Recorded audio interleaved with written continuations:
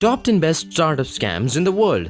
Startups are inherently overvalued and hyped for practically no reason at all. Differing startup establishments, varying from Uber, WeWork, etc., are highly non-profitable and have extraordinary sums of loss to each. The major factors contributing to the hyper-valuations to such startups would be due to investment bankers, the media, and angel investors. This makes these low-scale and rather worthless startups overhyped by making them seem fancy and gimmick.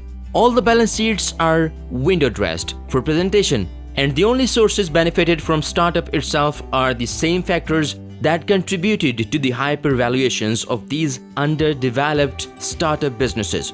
Number 1.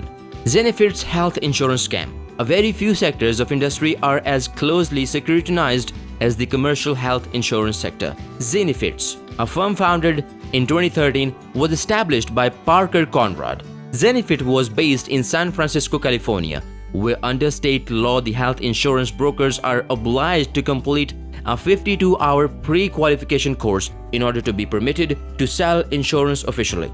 This is quite pertinent to this case. The regulators employed by the firm had reported that 80% of the insurance plans that were sold illegally by unlicensed brokers. The Marco technique was used by the firm until 2015, accelerating the company's hours of function with utmost consistency.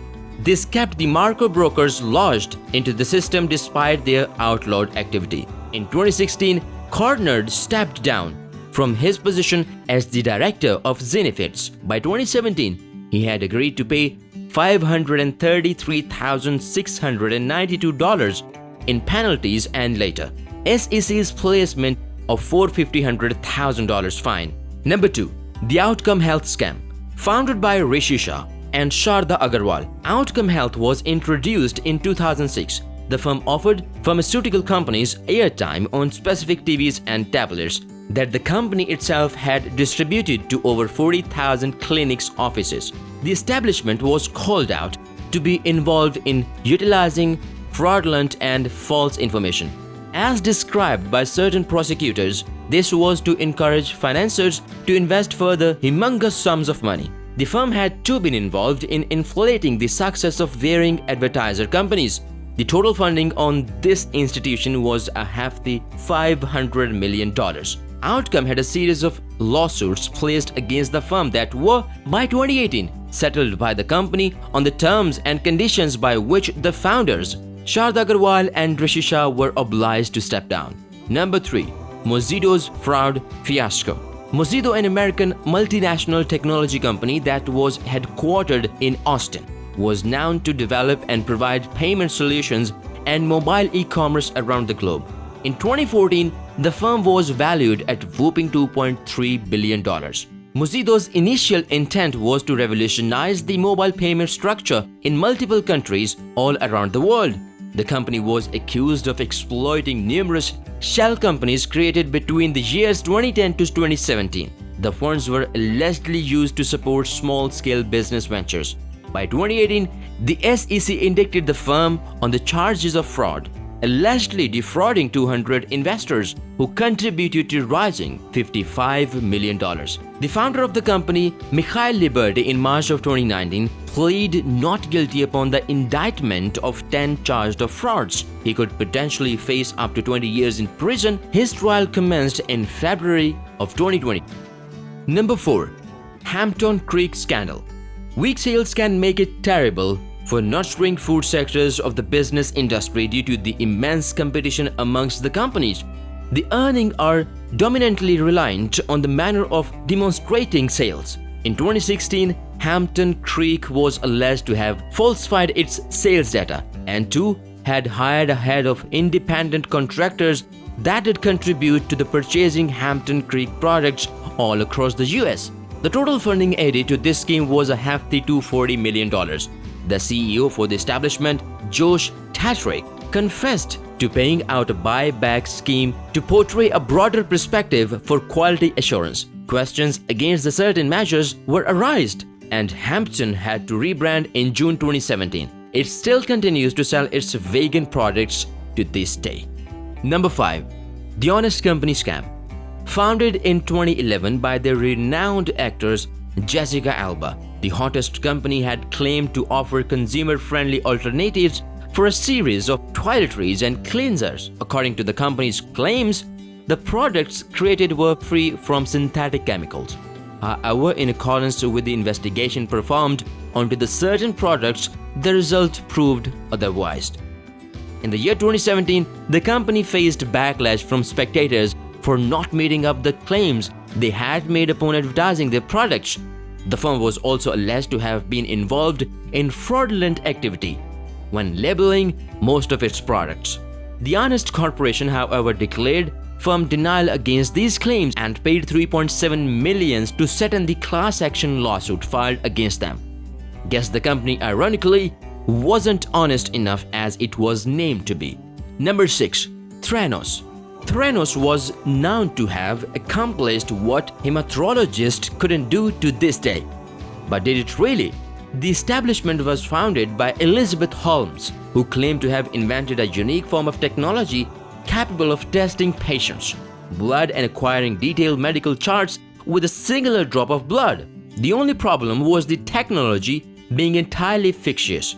The company was founded over $1.1 billion. Theranos has managed to relay its lies to its investors, patients, and even the media. That's as spectacle as a sector could possibly get. They weren't just exaggerations. Her thesis was quite literally impossible to create in relation to the current age of technology. Upon detailing investigation, the SEC has concluded upon bringing Holmes from laboratory testing for a full 2 years. The Lending Club scandal. Founded at a $263 million, the Lending Club was founded by Renaud Laplanche in the year 2006. It took almost no time for the company to become one of the greatest top-notch e-lenders in the entirety of the US, aligning with the SEC. Lending Club, however, didn't base off its earnings from interests like the other institutional lenders.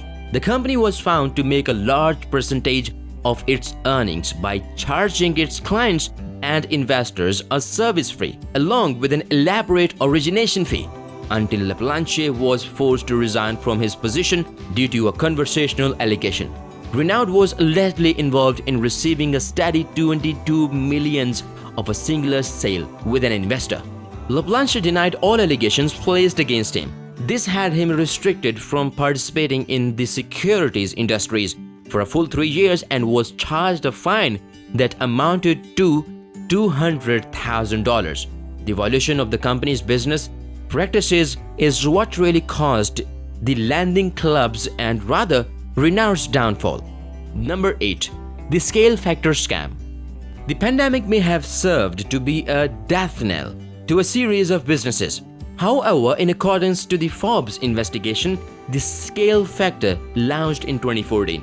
It was discovered to be under the rocks for longer than ever. Founding a product until it meets the public expectations may have served to be essential to many. Not in Scale Factor's case scenario though. The firm used aggressive sales tactics to flourish and increase the company's value in faster period of time.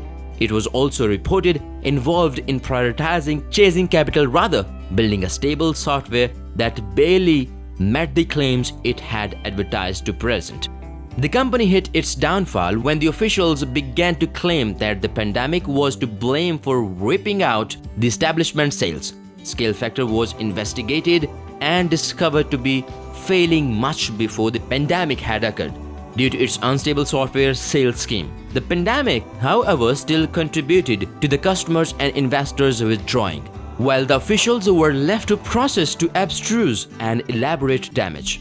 Number 9. The Singulex scandal, with the total disclosed funding being $219 million. Singulex was an immunodiagnostic company that aided cardiovascular monitoring in order to treat diseases. Their system was designed to detect and quantify protein biomarkers. The establishment was found to have paid certain physicians and honorarium wages disguised as handling fees. This was to ensure that these physicians directed each patient to specific blood testing laboratories that are Health Diagnostic Laboratory and SingleX Incorporation. Evidence against the firm for being involved in advising unnecessary tests to their patient, directing them to the two aforementioned laboratories, was also extracted. SingleX was obliged to pay a fine worth $1.25 million after its exposure and officially shut down in the year of 2019. Number 10. DocTalk Scandal. An India-based telecommunication startup, DocTalk Solutions, was found to enable easier communication between doctors and patients regarding medical procedures and consultancy. It was found in 2016, a mobile app that helped people connect to their doctors after buying a subscription fee. Doctors were too charged an initiation fee. By 2017, the establishment had raised up to $5 million in plain funding. In accordance to the people who had previously observed the company's structure, the planning transaction into the electronic medical record solutions business from the existing business model didn't yield the acceleration that is needed. Subsequently, the company has shuttered the entire health tech concept and laid off a majority of its employees. The two main factors that may contribute to detecting a possible pre-startup scam would be a vastly exaggerated experience period and its investors to be located far from initial site of business. Furthering, it's our basic right to protect ourselves. So if you aren't highly educated upon investing smart, don't resort to it. It is too essential for us to never trust and rely on advisors fully for guidance upon where to invest. You never know if they would be receiving commissions for the referred businesses chosen for you to invest in.